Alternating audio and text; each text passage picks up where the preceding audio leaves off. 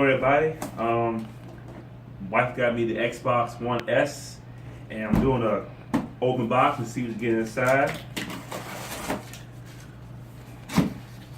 When you buy the system itself, you get this.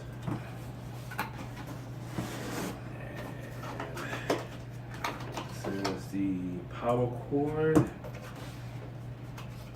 and this is the HDMI cable for TV, and here's the Xbox One controller. It's all white and black. Nice. And some batteries, Duracell, and the system itself. Here's the system itself.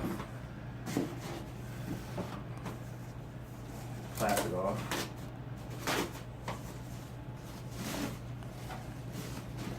There you go. Xbox One S.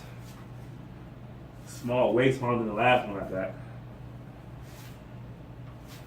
White. And have a,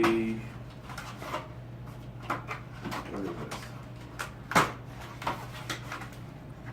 Some instruction manual. Instructional manuals. There's a free 14-day Xbox Live code for 14 days.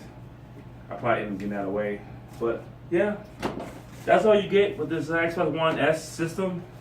The system itself, HDMI cable, power cable, the controller, and that should be it. And that's it. Yeah, that's it.